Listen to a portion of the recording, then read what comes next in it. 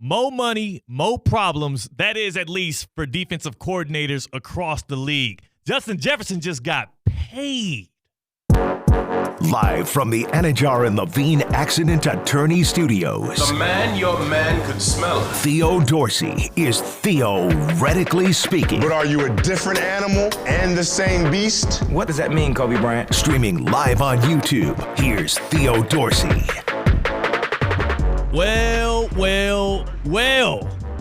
A Duffy's MVP Monday here on Theoretically Speaking. If you're streaming us on YouTube, nice to see you. I'm Theo Dorsey. That's my guy C-Cat over there on the ones and twos. And again, on YouTube, we're at Theo Speaking. And of course, you can get us on your smart speakers. Just say play ESPN 106.3 and you're tapped in with us. Theoretically Speaking here until 6 o'clock. This is an exciting day, not just because of the major payday for that bad man out there in Minneapolis, Minnesota, but also, we're coming off of an amazing sports weekend. We got the Florida Panthers punching their ticket to the Stanley Cup Finals for the second straight year, right? That's huge. That's a big deal for the Florida Panthers. Game one going to be in Sunrise. That's going to be Saturday. And also another tip right here, if you're locked in, Theoretically Speaking, likely going to be coming to you live from Game 1 of the Stanley Cup Finals. That's going to be the Edmonton Oilers visiting the Florida Panthers. Can't wait for that. Can't wait to talk more puck. The Panthers, C-Cat, can you remind me their record when Theoretically Speaking is in the house at Amerant Bank Arena? Undefeated. We won't tell you how many, but we will tell you they've never lost with us there, and there's been at least one show. So that's good juju for the Panthers for Game 1 of the Stanley Cup Final. And also, of course, it's a Duffy's MVP Monday, so throughout the show, we'll be giving you our candidates for who won MVP of the weekend. As I always say, the MVP chants, it's the most resounding and the most positive sound in all of sports when you're standing at a free throw line and you have that crowd roaring, pouring onto you those MVP chants. We're going to give out our MVP candidates from the weekend, who shined, who made the biggest headlines, and who provided the greatest output through the sports weekend. That's what the Duffy's MVP is all about on a Duffy's MVP Monday here on Theoretically Speaking. And if there's one person that really needs to be considered, it's whoever the hell is the agent for Justin Jefferson after what just went down in Minneapolis, Minnesota.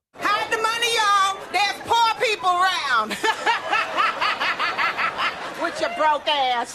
See, C-Cat, today, a day like today is fun because, I used to be, buttoned up TV sports anchor guy, right? For the past 8 or 9 years, Yep. I would have to deliver the news in a much different way. So I'll give you the news here. Just the headline off the top, Justin Jefferson, 4 years, $140 million, an extension with the Minnesota Vikings. That is $110 million guaranteed. That's $89 million in his pocket at the day of the signing. And beyond that, this makes him the highest paid non-quarterback in NFL history when you go average per year. $35 million per year on a guy that is widely considered the greatest wide receiver in football right now. Well-deserved, well-earned. Justin Jefferson really putting the commas into the bank account today. Congratulations to him. But the funny thing is, back when I was on TV, it would be more like you just have to sit there and you go, Justin Jefferson today agreeing to a contract extension with the Minnesota Vikings. He becomes the highest paid player in NFL history. That's not a quarterback. $35 million a year, 4 years, $140 million. And now the Vikings secure the face of their franchise to go along with their rookie quarterback, J.J. McCarthy. Right? That's a little boring. But here, now that we have Theoretically Speaking, and I'm a big sports talk radio guy, I get to say things like this. Can you imagine what it is like right now in Minneapolis? You now have Anthony Edwards and Justin Jefferson in that same city being stars at the same dang time. How incredible is that? I can't think of right now in all of sports, in any sports major city, one city that has two more magnetic, young, bright stars with futures than right now in Minneapolis. I'm sure you could find some in L.A., you can find some in New York, but outside of those kind of markets that have like 20 different teams, To have Anthony Edwards and Justin Jefferson at the same time is kind of similar to back when there was the Kevin Garnett, Randy Moss years in Minneapolis. So a little bit of reflecting, a little nostalgia out there in Minnesota and the Twin Cities, and also looking forward for the Vikings and for the Timberwolves. I mean, you have your guys. You have folks that are going to pack the stadiums, pack the arenas, and also be magnificently impactful players for your team. So it raises the question, though, today. With Justin Jefferson securing this contract, he gets $1 million more per year than what Nick Bosa had, which was previously the highest paid non-quarterback in NFL history. So he becomes now the guy that can hold that crown as a guy that's not, middle management is kind of what QBs are. They're not really players like the rest of the NFL guys. They're the guys in the locker room that can help dictate trades like NBA franchise players, superstars like that. So he can be that guy. I think it does raise the debate, though, because for me, the wide receiver position has now separated itself from the pack in the NFL as the second most important position in sports. We talk about how quarterback is the most important position in team sports, regardless of football or anything else, the way that those guys get treated, the way they get paid, and the way they get protected by the rules. It's easy to say the quarterback is. For the past 3 or 4 years in the NFL, we've had somewhat of a battle for what is the second most prioritized, second most premium position in football. I mean, for a while it was edge rusher. There was a time when cornerback had its stronghold on that claim. And then also left tackle, protecting the blind side, has always been a mainstay when you talk about that second most important position. But now, after 7 wide receivers go early in the 2024 NFL draft in the first round, which was a record, and after Amon-Ra St. Brown gets $30 million a year, Jalen Waddle, as a number 2 wide receiver with the Miami Dolphins, gets over $28 million a year, while Tyreek Hill's already getting $30 for the Dolphins. And now you have this $35 million a year to Justin Jefferson at wide receiver, resetting the market and setting a record in the NFL. It's clear to me that wide receiver is the clear-cut number 2 position when it comes to value and prioritization by NFL general managers.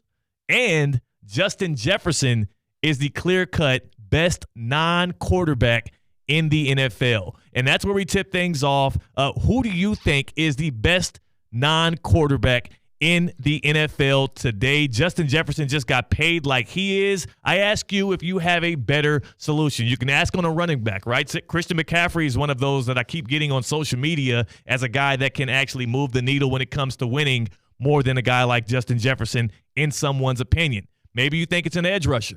Maybe you do think you're with the old guard and you think it's a left tackle.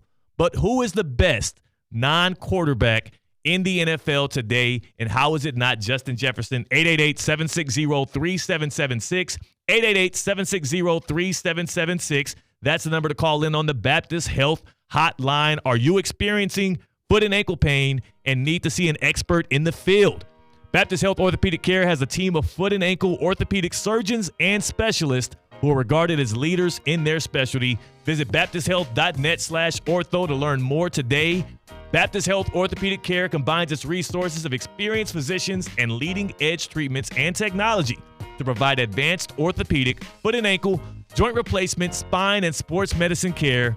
Visit baptisthealth.net/ortho for more information today. Baptist Health Orthopedic Care has offices conveniently located in Palm Beach County through the Florida Keys. Learn more by visiting baptisthealth.net/ortho. Who is the best non-quarterback in the NFL, and how is it not Justin Jefferson, who, through 4 years in his career, has amassed 5,899 yards, which is 400 more than anyone else in NFL history in that same span? Justin Jefferson has separated himself from the pack. He is 24 years old, and he's not just an electrifying player on the outside. He also, he had everybody grittying for like a good 3 years. Like, I haven't seen it in a while, actually, and I'm glad. But, like, remember, like, the Mike Gesicki gritty? Like, we had, like, it became a phenomenon, the gritty. Yeah, the gritty outstayed it welcome.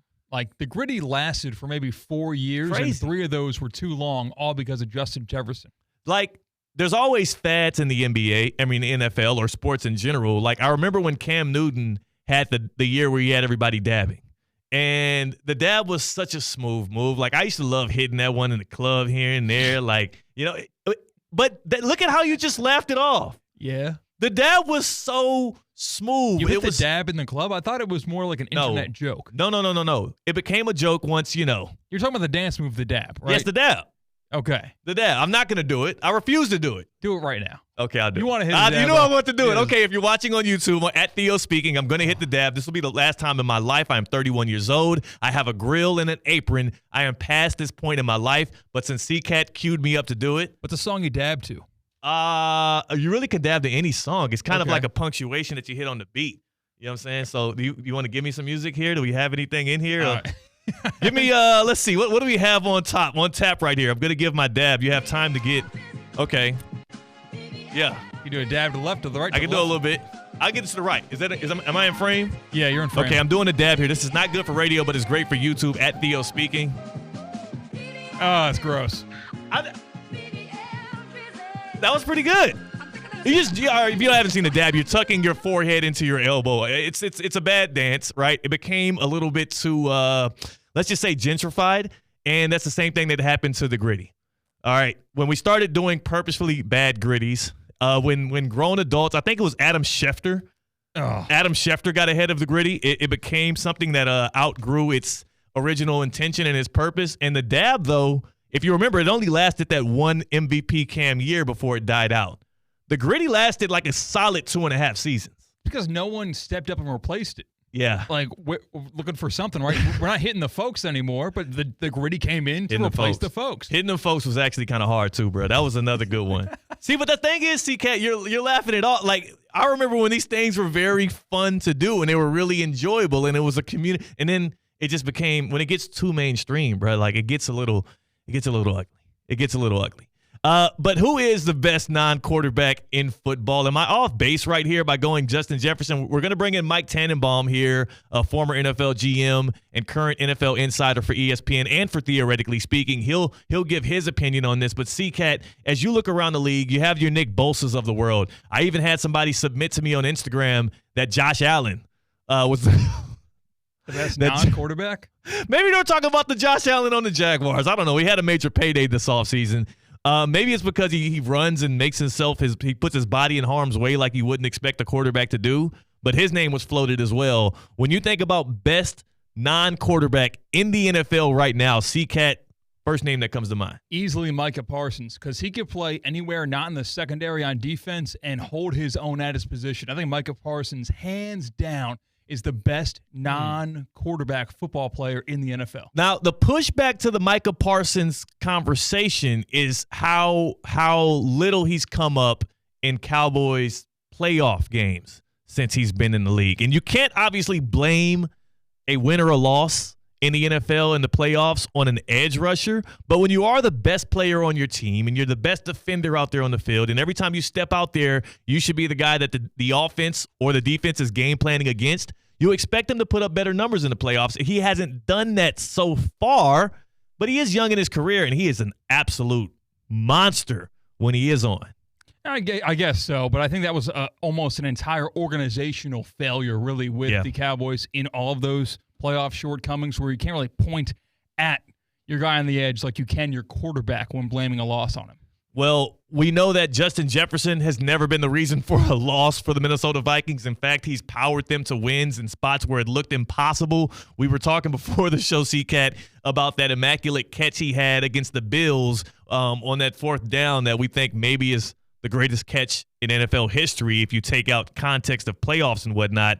That gets like to be an interesting debate. But is Justin Jefferson, regardless of how incredible that play was, the best non-quarterback in football? We ask you on the Baptist Health Hotline, 888-760-3776, 888-760-3776.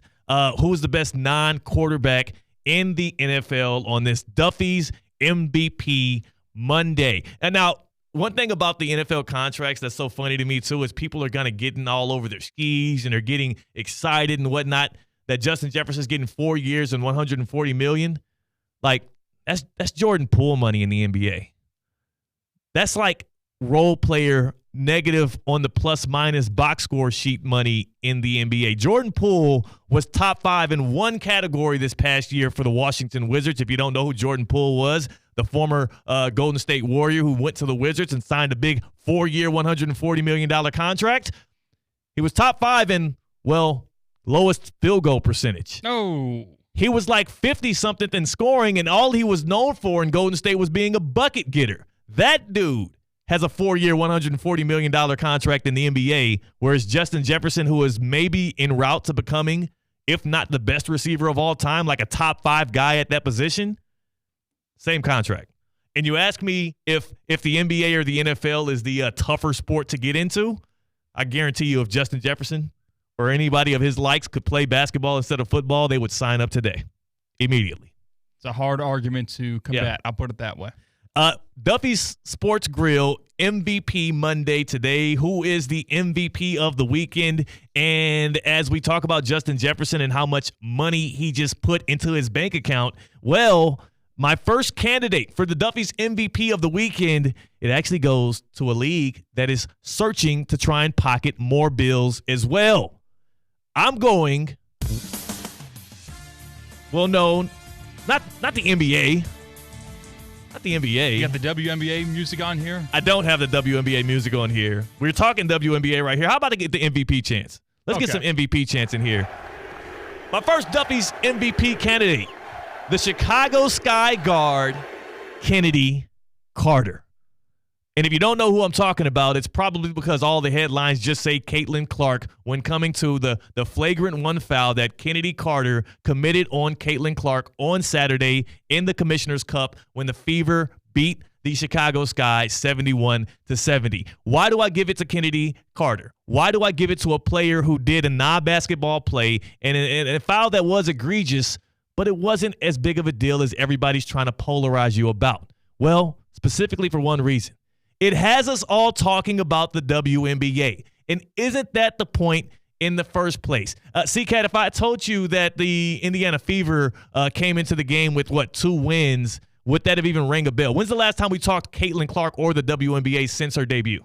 Not too much. It did not ring a bell at all. It hasn't happened. And I know that what Kennedy Carter did was a bit foul, but she was penalized for that. And if nobody summed it up better and nobody sums up the impact that Kennedy Carter had for the WNBA better than the fact that when I was watching First Take this morning, I saw something that was unprecedented, more so than Justin Jefferson's contract, more so than a foul on a rookie that looks like she's roughing things up. I saw Monica McNutt leave Stephen A. Smith speechless on First Take. That is incredible. That is what Kennedy Carter created. That's why she's an MVP candidate. And take a listen earlier on First Take. Again, the first time ever, Stephen A. Smith, the man of a billion words, many of them I don't know, I have to look them up, left speechless by something Monica McNutt said. Kennedy Carter's behavior is not indicative of the entire league. We are still talking about competition where you are allowed to get a little extra elbow in if you are competing and you do it within the parameters of the game. The game is physical. Caitlin is helping to grow the league. These women understand that, but she cannot be babied as a rookie. That's all I'm at. All right. Who talks about the WNBA? Who Here talks comes. about women? Who talk about women's sports more than First Take? Stephen A., respectfully, with your platform, you could have been doing this 3 years ago if you wanted to. Wow. All right, we got to go to you guys. So did you say You're my guy, but who does more than Stephen us? A., I'm talking to you. Ooh. I'm talking to you. Ooh. Wow. Don't do that. I'm talking to you about the power that you have. Okay. I'm talking to you. Okay. All right, I got it. You're my guy, but I'm talking to you. I got it. guys, When Monica McNutt speaks, apparently even Stephen A. just shuts up and listens. That's my Duffy's MVP first candidate for the MVP of the weekend, Kennedy Carter, for getting us talking about the league. A man that's going to jump in here and set us straight on NFL talk is Mike Tannenbaum. He always joins us on Mondays, the former NFL GM. He's going to jump in here and talk to us about the great dilemma in the NFL today. Wide receivers, to pay them or not to pay them? Mike T answers that when we come back. That's C-Cat. I'm Theo Dorsey. We're theoretically speaking on ESPN 106.3. Live from the Anajar and Levine Accident Attorney Studios. Anajar